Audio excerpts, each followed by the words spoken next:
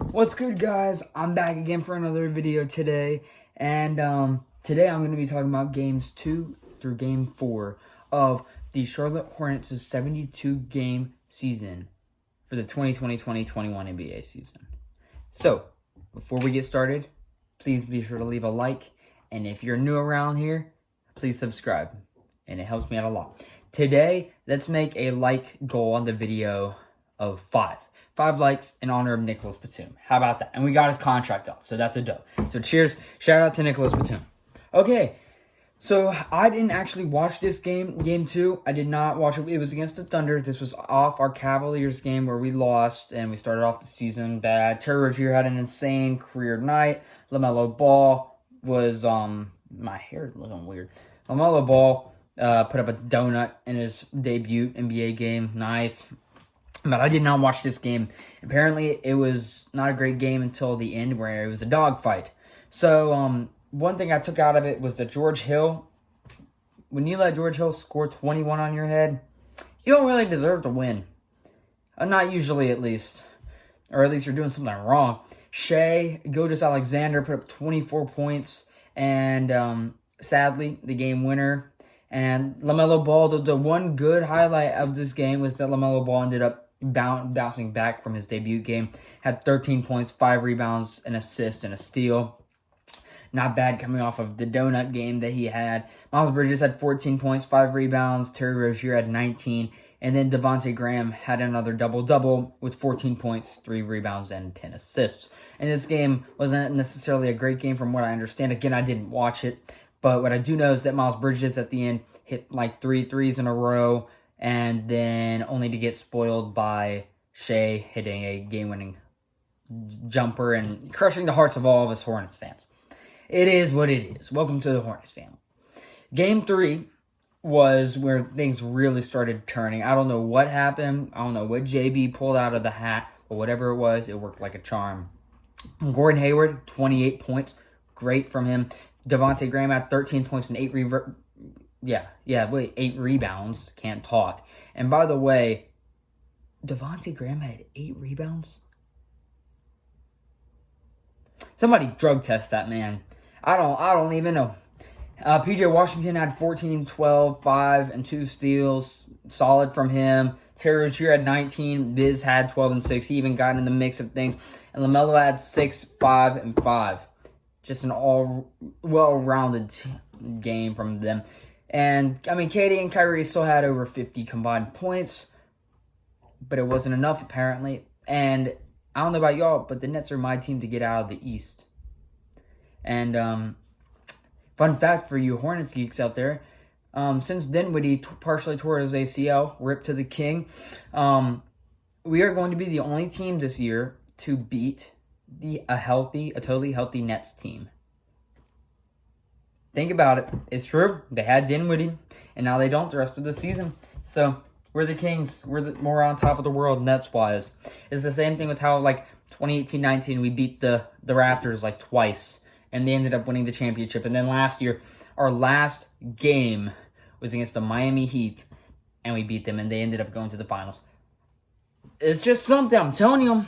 I'm not saying the Nets are going to make the finals, but I am at the same time. This is what it is. We do be like that, and then we miss the playoffs every year. It is what it is.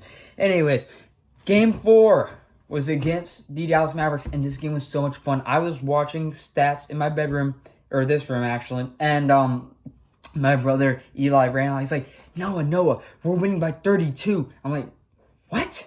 There's no way. And he went out, and it was the third quarter. I was like, oh no, we're going to blow it. We're going to blow a 32-point lead to the Dallas Mavericks. But we didn't. Thank goodness. Game 4, man. Game 4. Terry Rozier had 18 points. PJ had 11 points. But then we get down to the 2 insane stat lines. Insane.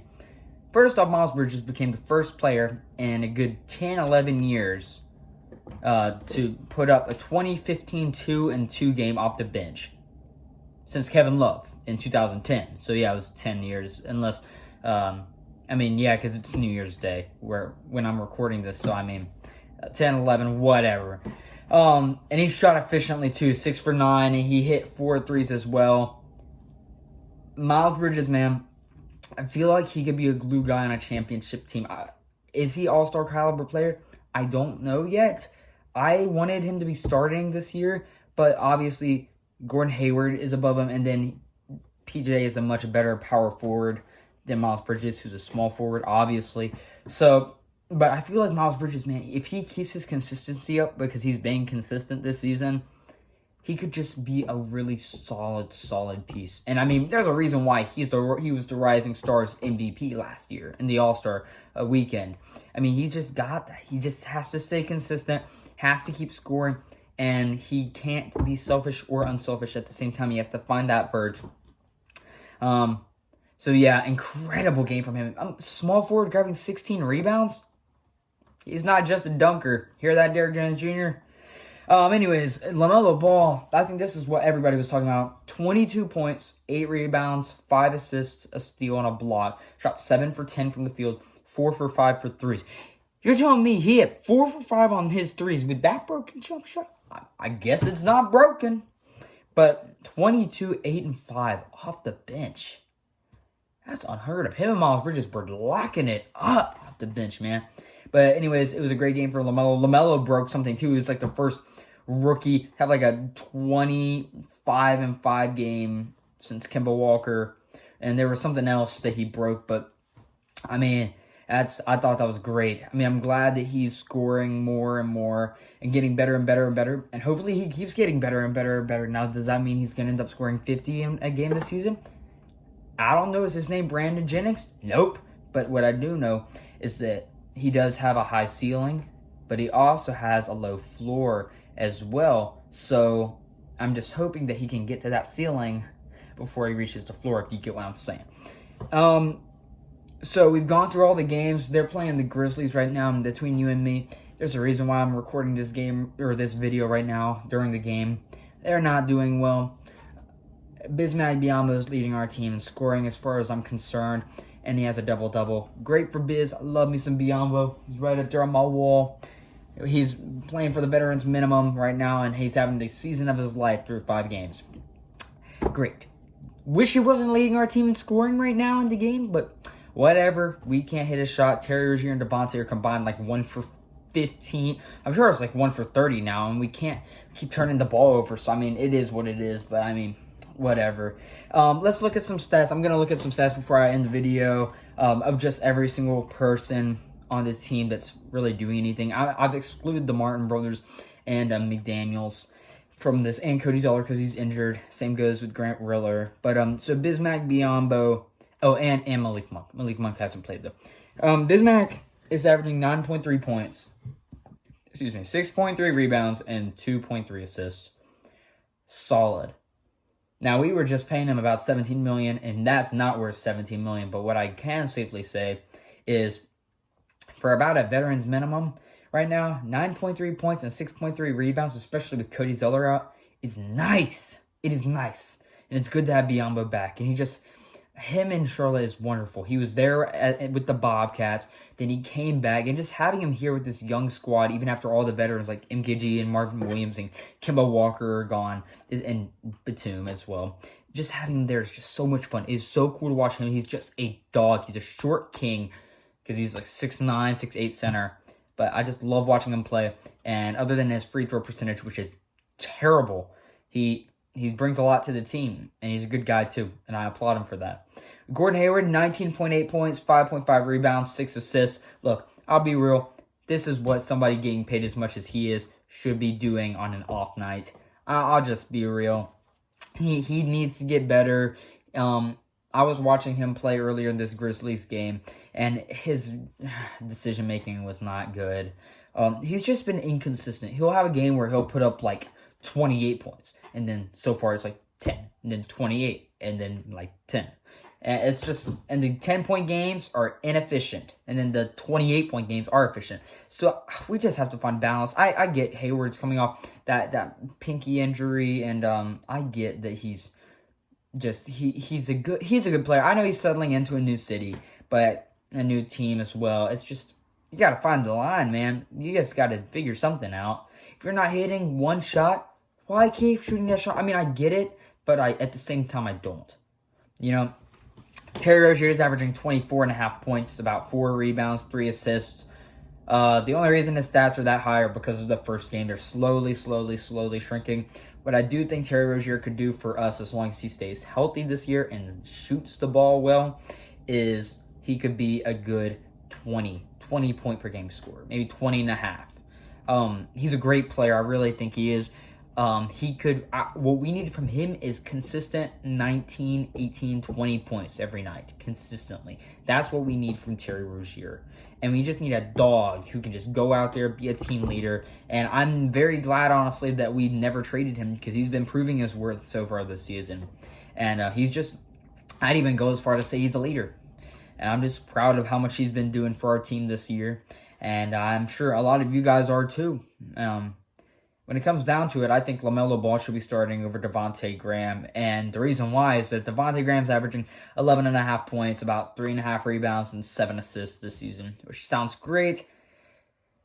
But he's shooting terrible. He's doing terrible. He's not hitting his threes. He's just not doing his stuff from last year. And, you know, I love Devontae Graham, man. I am such a big fan of his. I could talk about him all day, and maybe later, another time, I'll tell my story about my interaction with him. But he's just a man. He's a Jesus lover like I am, and he's just a great guy at the same time. And his story, I called him from his rookie season. I called him rising up and taking that jump last year. And just to see him struggle is tough, man. It's hard to watch. I hope he gets his groove. I wish he would be our sixth man, though. I really wish that LaMelo would get that starting role and Devontae would come off the bench, because he was doing that at the beginning of last season, and it was working decently fine. We started out the season pretty well, honestly. I mean, a lot of people thought we were going to be the worst team in basketball, and we ended up being not even close to that, really, if you think about it. Miles Bridges, 12.5 points, 7.8 rebounds, 1.5 assists. I don't need to say any more about Miles Bridges. I mean, he's shooting efficiently. He's had a down year so far this year from last year, I'm pretty sure. But that just comes with time. He can build that back up. And again, he's off the bench this year. So it's all good. As long as he's efficient, that's what matters. LaMelo Ball, 10.3 points, 4.8 rebounds, 3.5 assists. Take what you want. Take it like a grain of salt, or don't, man.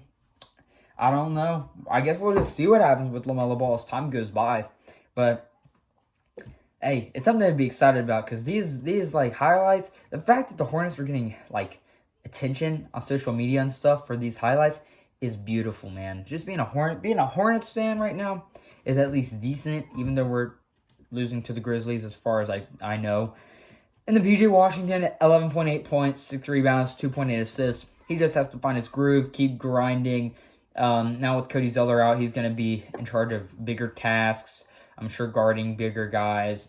And that first game with Andre Drummond wasn't super great. So, because Andre Drummond's huge, and guarding Andre Drummond for anybody is going to be tough. So, I'm taking that lightly. I'm sure he'll bounce back. And overall, it's been a great start to the season. So, thanks you guys for watching. Let me know what you think. And comment who you think is going to take the biggest jump for the Hornets this season. I'm out, guys. Later.